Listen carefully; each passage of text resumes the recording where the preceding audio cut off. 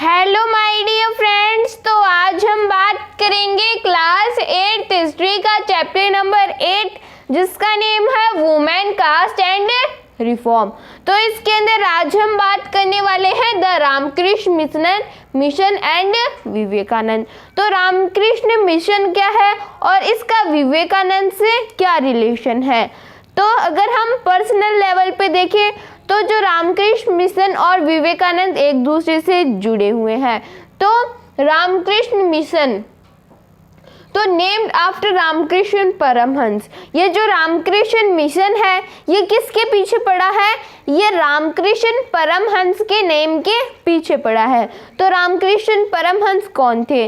तो स्वामी विवेकानंद के जो टीचर थे वो कौन थे? रामकृष्ण परमहंस।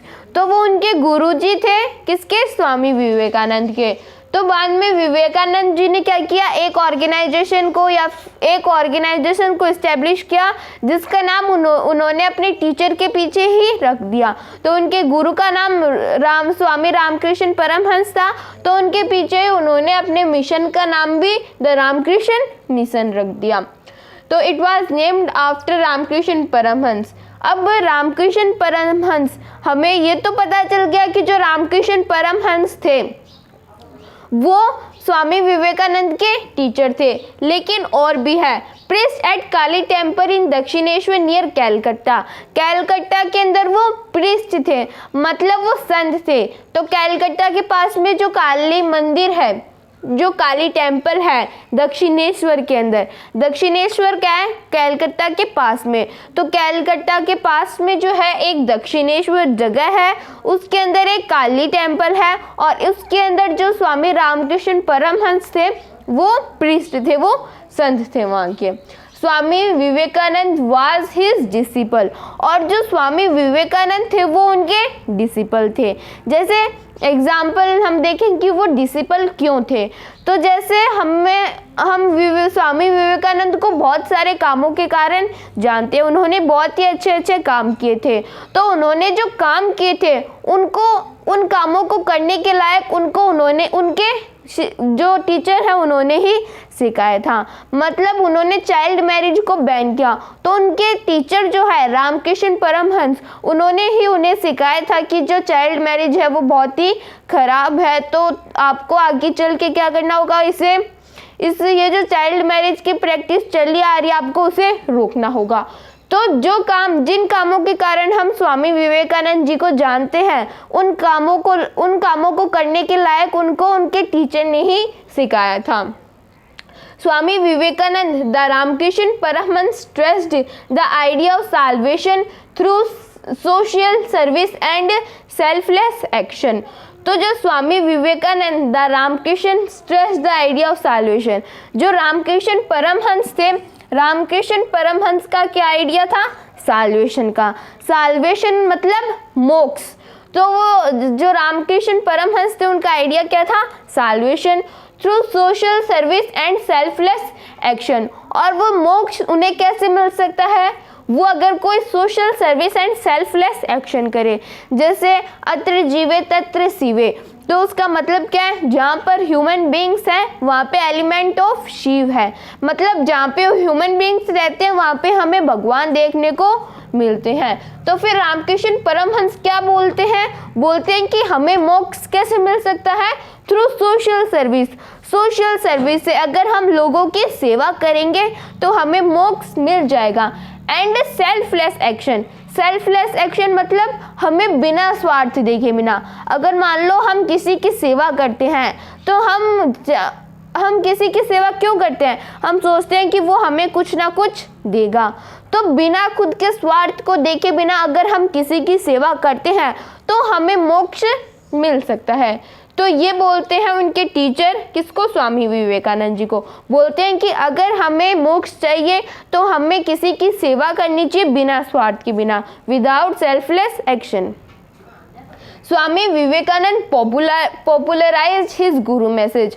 अब इनके गुरु ने, इनके टीचर ने जो उनको मैसेज दिया था उस मैसेज को स्वामी विवेकानंद जी पूरे एरिया के अंदर पॉपुलराइज करते हैं। वो लोगों को ये जो थॉट दिया था उनके टीचर ने वो लोगों को बताते हैं, तो बाद में वो पॉपुलराइज्ड होता जाता है। जैसे आपको पता होगा कि जो स्वामी विवेकानंद जी गए थे वो शिकागो गए थे अमेरिका के अंदर। तो अमेरिका के अंदर एक रिलीजियस कॉन्फ्रेंस हेल्ड हुई थी वहाँ पे।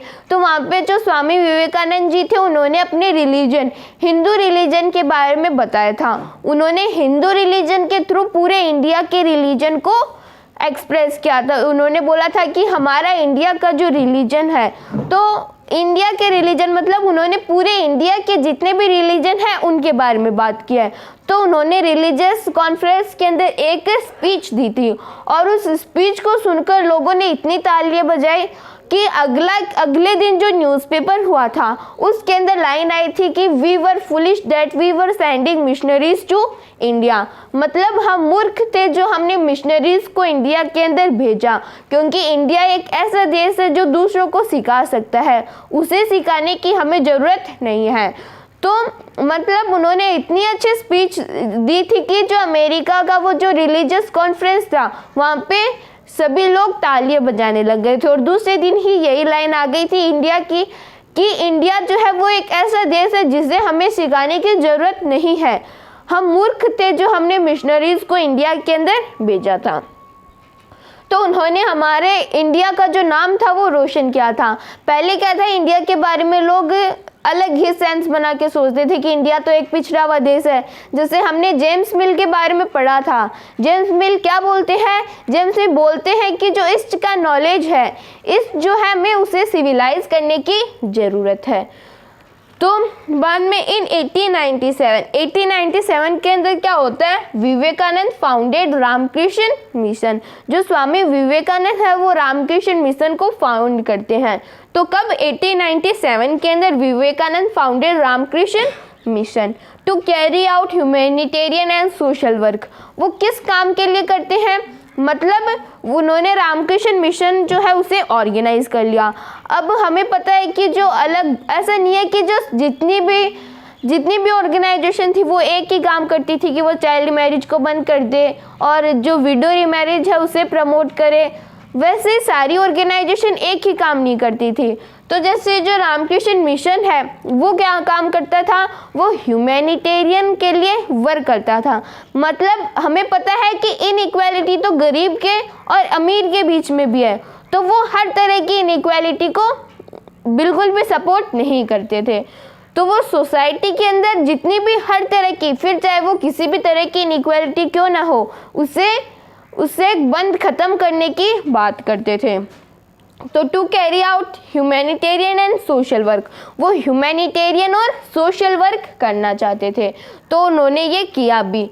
तो हमने the Ramakrishna Mission and Vivekananda के बारे में पढ़ लिया कि विवेकानंद के एक टीचर थे स्वामी रामकृष्ण परमहंस। तो उनके पीछे ही उन्होंने अपना जो मिशन था उसका नाम रख दिया द रामकृष्ण मिशन। कब स्टार्ट किया गया था ये, 1897 के अंदर। उन्होंने अपने टीचर के जो मैसेजेस थे उन्हें पॉपुलराइज किया।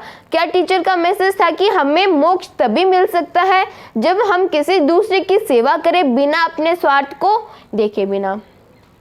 स्वामी विवेकानंद जो थे वो रामकृष्ण परमहंस के डिसाइपल थे। तो हमारे ये वाला टॉपिक कंप्लीट होता है। अब हम आगे बात करेंगे।